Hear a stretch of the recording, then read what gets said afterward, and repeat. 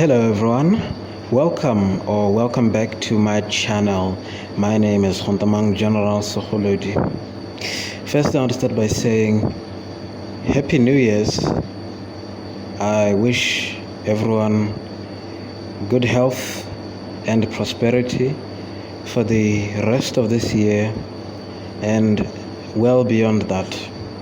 I am the author of the book titled Pro-Mortalism, which is now available in Amazon.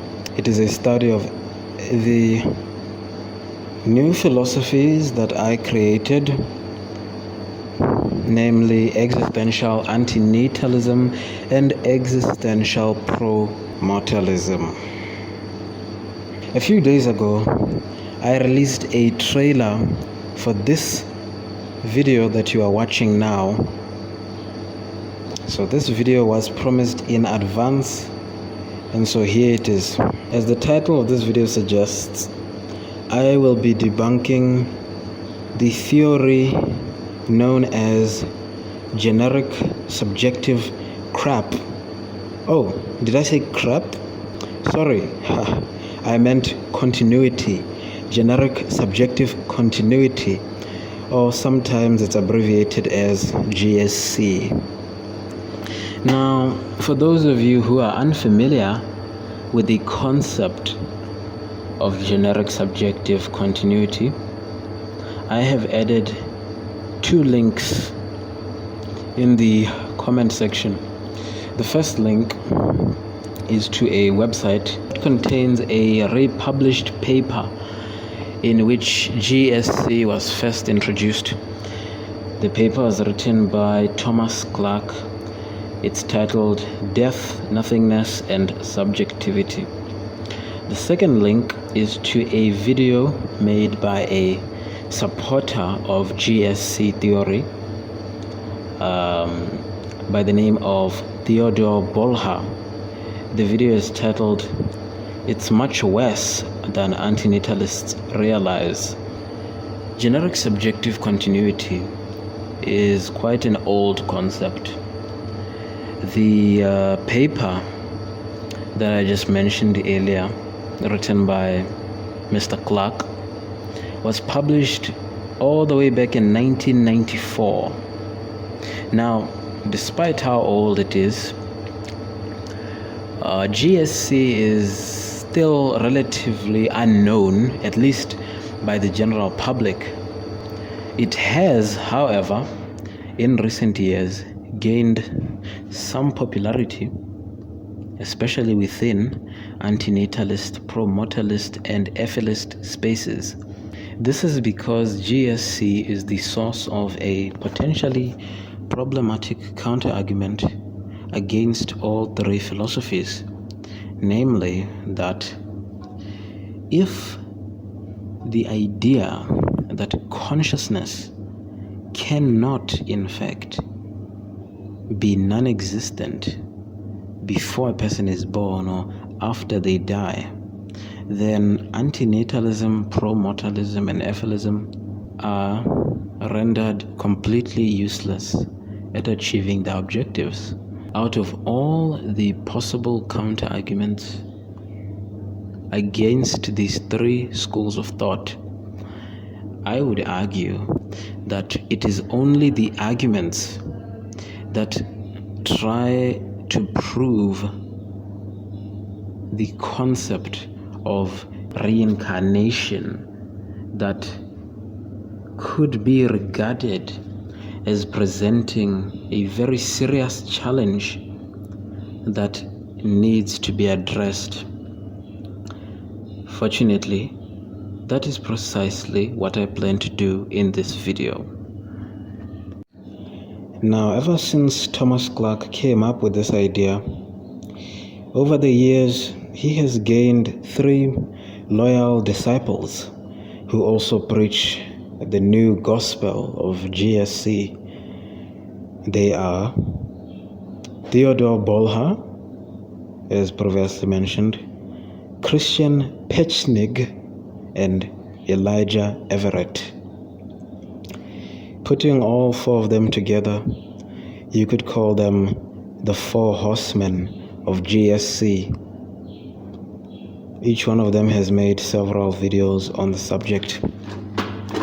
Now, apart from the four horsemen, there are a bunch of other apologists of this New Age religion. Some of these are the YouTube channels Perpetual Pleasurist, Memoid 7777 PL, and a few others who I can't remember right now. The famous atheist Sam Harris is also rumored to be a new convert to the cult. This is based on the fact that he has mentioned GSC twice in podcast episodes before. Now, Theodore likes to take advantage of this fact, and he uses it to claim that GSC must be a strong theory if the great Sam Harris of all people subscribes to this idea as well. Now, this is the first of GSC's problems. This is, of course, not how we judge the validity of an argument. In fact, there's a name for this logical fallacy. It is called the appeal to authority.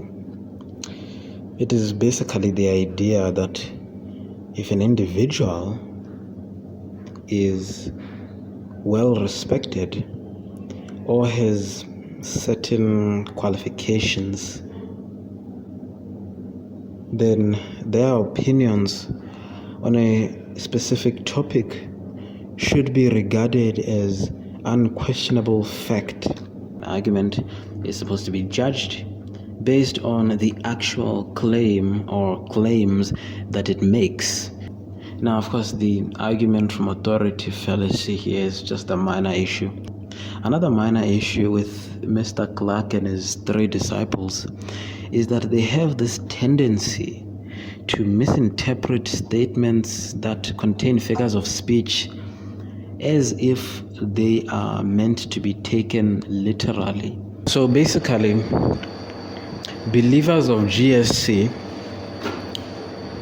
make the claim that among atheists there is a supposedly common misconception that after we die we will experience an eternal silent black void, or that we will be plunged into a dark abyss for all eternity, even though we will no longer exist. Now, of course, they are right that, of course, yes, this is indeed a contradiction. Someone who doesn't exist obviously can't experience anything since they don't exist. However, these kinds of statements, as I have alluded to previously, are obviously not meant to be taken literally, and it is quite silly to think otherwise. An example of these statements from the paper written by Thomas Clark. Here's a quote by H.P. Lovecraft. "Personally, I should not care for immortality in the least. Nothing better than oblivion exists, since in oblivion there is no wish unfulfilled. We had it before we were born, yet did not complain. Shall we then whine because we know it will return? It is Elysium enough for me." Nobody in their right mind takes such statements literally. The contradiction in this statement, if it were literal, as I've already pointed out, is very obvious. That's actually why it's obvious that this is a metaphor. This is not a common misconception amongst atheists. It is in fact only the misconception of Mr. Clark, his disciples, and every other believer of GSC. Now, so far, you know exactly what idea I am trying to debunk. You know that I'm trying to debunk GSC. However, I now want to make it absolutely clear what idea I am trying to defend. I don't want my arguments to be misrepresented. So I want you to know exactly what do I believe happens to us after we die. Now, my view, and this is in fact the common view, the actual common view amongst atheists, and it is the very simple idea, very basic idea. It's so simple, you really wonder how could anyone misunderstand something so simple. Just a very basic idea that after you die, your consciousness disappears, and that's it. That is the end. As from your subjective conscious experience, it's over. Nothing happens after death. Now, it should also be made very clear that there is a difference between saying that nothing happens after you die and after you die eternal darkness, eternal oblivion awaits you. It is false to equate those two things. They are completely different, right? If I say that after you die, that's it, that's the end, and then you accuse me of believing in eternal darkness, I mean, if you're saying eternal darkness awaits you, then you're implying that death is not the end, because there's still eternal darkness for you to experience. But I am saying death is the end. There is no eternal experience of blackness that you are now going to take part in. No, death is the end. And by the way, the word nothing, blackness is something, right? But I said nothing. I didn't say anything. I didn't say something follows, but nothing comes after death. And blackness, the color black, or the concept of a void is just another word of describing empty space. All these things constitute something. Blackness, the color black, that's something. A void, empty space, that's something. Well, I didn't say something follows. I said nothing follows after death.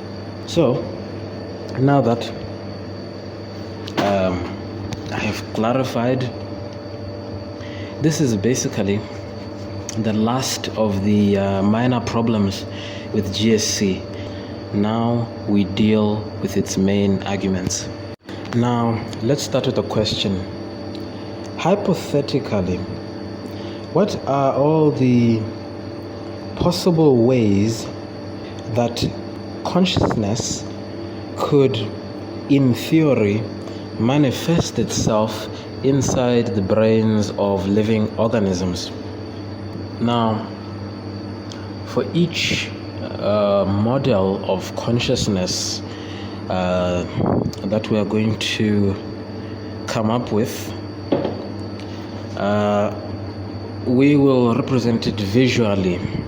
So basically, this is a picture of a person, so it will represent an individual human being, and then we'll use circles to represent consciousness. So, like I said, we're trying to build different hypothetical models of how consciousness could work. So the first model that I can think of would be one where there is only a single conscious awareness. All right, There's just one conscious awareness, and it would look something like this, where if you have, let's say, only just 10 people who exist in the entire universe, all these people share the same consciousness. And it doesn't matter how many they are, 1,000,000, 100,000,000, billions, it doesn't matter. Every single brain has the same mind, it has the same conscious awareness.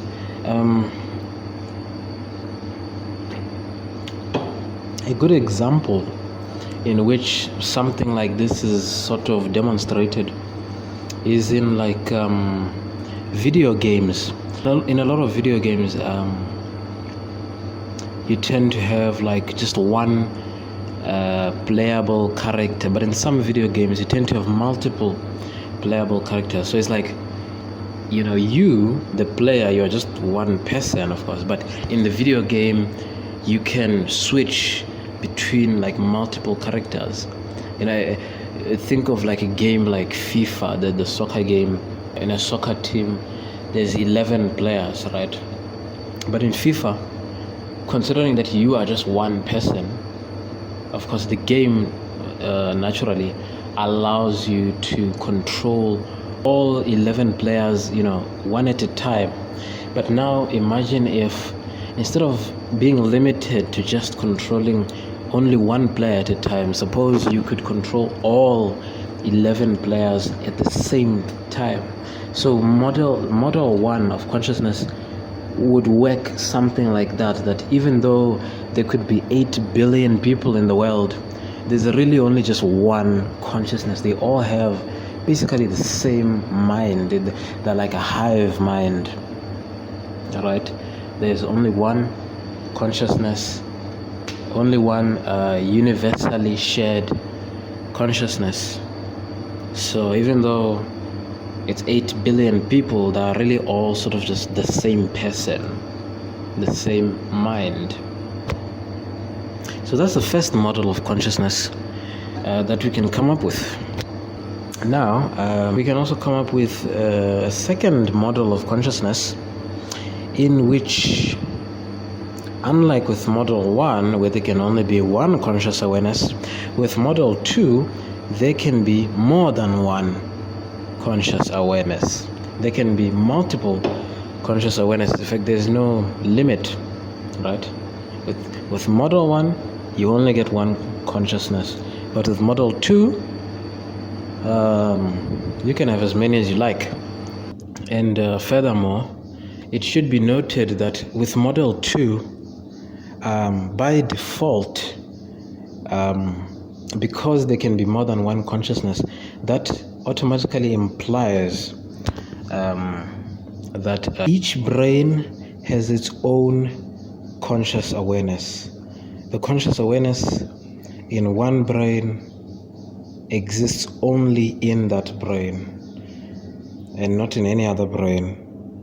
And of course, there's a reason for this. Consciousness exists inside the brain. It happens inside the brain. It doesn't happen outside of it, right? It happens inside the brain, and your brain is enclosed inside your skull, inside your cranium. Consciousness does not happen outside the brain. There's no consciousness floating around in the air. It is trapped inside your brain. The conscious awareness that exists in one brain is physically separate from the consciousness that exists in another brain. And so this is exactly why, like I said, by default, with model 2, by default, each conscious awareness will be distinct from each other. This is because the fact that consciousness is trapped inside the brain, not something floating outside of it, means that consciousness, though it is not a tangible physical object, it is still similar to a physical tangible object, in the sense that if you have an object in one location in space, and then you have an object in another location. You cannot say that this is one object that is occupying two locations at the same time. No, these are two separate objects. If I have a red ball in my left hand and I have a red ball in my right hand, they're in two different places. One is in my left hand, one is in my right hand. And so these are two different objects. It would not even matter if these two objects were identical. Like, for example, in this case, I am holding two identical red balls. The fact that they look the same is irrelevant. They still occupy two separate locations. So that's what makes them different. So it's the same thing with consciousness. That is why, because consciousness only ever occupies its own space inside its own brain, this is what by default means that in model 2, every single person will have their own distinct conscious awareness. The conscious awareness existing in each brain will be unique. It will be distinct. Now, apart from model 1 and model 2, I don't think that we can come up with any other type of model besides these two. I mean, the first one says that there's only one consciousness, and then the next one, model 2, says there can be more than one. So there's no possibility for other possible models of consciousness. Now let's ask another question. Between model 1 and model 2, which of them accurately reflects the way consciousness behaves in our reality? Obviously, it's model 2, right?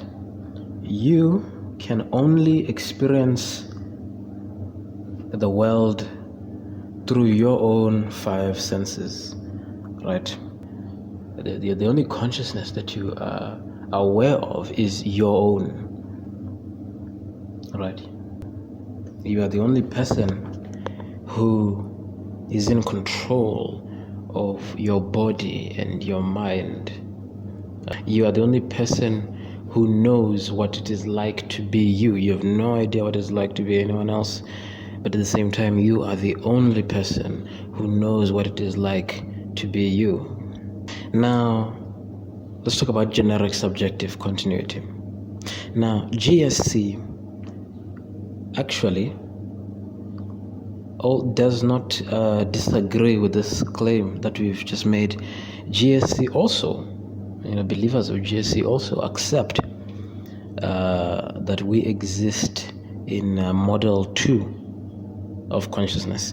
The issue, of course, with GSC, the flaw lies in the idea of a so-called subjective continuation of a person's conscious awareness after their brain has died. I'm going to disprove this in 2 ways. The first proof is much simpler, and it just basically goes like this. So imagine, once again, that you are holding a red ball in your left hand. Now, if you throw the ball to your right hand, is the ball that you are now holding in your right hand the same ball that you are holding in your left hand? Now, the answer here, obviously, is yes, considering that all the ball did was just move from one place to another. Now, imagine that you are holding a red ball in your left hand. Now, unlike with before where we throw it to the other hand, I want you to imagine that the ball simply just vanishes. It just disappears without a trace. There's nothing of it that remains. Now, I want you to imagine that in your right hand, an identical looking red ball pops out of thin air, just appears out of nowhere, lands on your right hand. Right? Now, let's ask the same question that we had asked in the previous scenario. Is the ball that is now in your right hand the same one that had previously vanished from your left hand? The answer is no. And of course, the simple reason is because it can't be the left ball, because the left ball had disappeared. For it to have been the left ball, throughout the entire time from start to finish that a ball leaves the left hand and goes to the right hand, at no point during that time should the ball have disappeared. It should have, just as the previous one, simply moved through space. But if it simply disappears, it's gone forever. And any new ball that pops up, even if it looks perfectly identical, is a new, different ball. So that is why the ball that is now in your right hand is not the same as the one that is in your left hand. Now, let's ask a last question. Now, this one does not involve balls. Instead, I now want you to imagine that you're in a hospital. You're in a hospital room, and you see an old man who is lying on his bed. He's terminally ill, and he's about to die. These are his last few minutes alive. Now, I want you to imagine that in the room next door, next to the old man's room, a woman is giving birth to a newborn baby. All right. So you've got the old man dying in this room. In the room next to this one, a woman is giving birth to a child. Now I want you to imagine that the old man passes away. And immediately after this happens, in the other room, the baby finally comes out of its mother's womb and opens its eyes. Now the question I'm about to ask is similar to the previous question, in the sense that basically the same thing is happening. You have a thing in one location that has disappeared, and then you've got another thing in another location that has emerged. So because the question is quite similar, we can simply apply the same logic to both questions. So if we ask, does the conscious awareness that was in the old man's brain continue in the brain of the newborn baby? Based on the previous question of, you've got a ball in your left hand, it disappears, ball comes out of nowhere in your right hand, is it the same ball? Like I said, we can apply the same logic and conclude with absolute certainty that the two consciousnesses are not the same. That we can conclude that once the old man dies, his consciousness dies with him. And so with this, we have very easily proven that there is no continuation of experience after death. Now, before I move on to the next major issue with GSC, I should say that even though so far we have shown that when you try to apply GSC to Model 2, things don't really work out well, I think that if you apply it to Model 1, I'm sure GSC would definitely work in Model 1, not Model 2, but Model 1. Because just think about it. Like we said in Model 1, you can only have one consciousness in the entire universe, just one. Every brain has the same universal consciousness. So, naturally that means that every new brain that is created, because they can't get their own conscious awarenesses, automatically they're going to end up becoming a part of the one universal consciousness that every other brain has. And I think that is an example of GSC. But of course we don't live in a universe where Model 1 applies. Sadly, we live in Model 2, where so far GSC is already being demonstrated to be impossible. So this argument involving that we've just been discussing just now, we can call it the red ball analogy. It's a red ball analogy, right? My next argument, this will be in the part 2 video. I will now talk about how GSC actually contradicts itself. What we're going to do in the part 2, we're going to actually come up with a third model of consciousness, right? We already have Model 1, Model 2. We're actually going to try and come up with a Model 3 consciousness, specifically designed for GSC. Basically, it's a GSC model of consciousness. And with this model, we will demonstrate how GSC actually results in self-contradictions. I know I said there were only 2 arguments, but there's actually 3.